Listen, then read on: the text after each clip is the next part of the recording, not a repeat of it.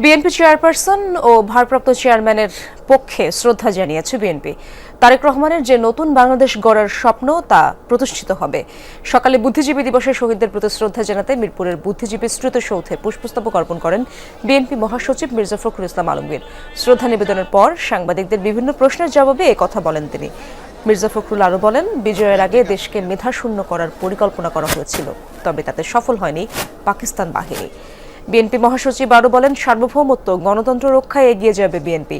সব চক্রান্ত উপেক্ষা করে গণতন্ত্র প্রতিষ্ঠিত হবে।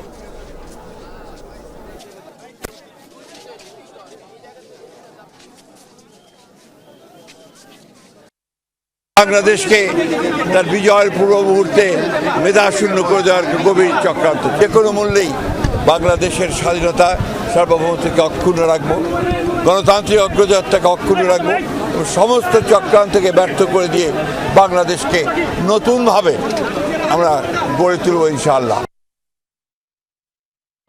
মা, পিম্পল 5 দিনেই চলে যাবে। যাবে না মা। যাক, নিমের 5 অংশের পাওয়ারে 5 দিনেই দূর হবে পিম্পল। হিমালয়া পিউরিফাইং নিম ফেস ওয়াশ।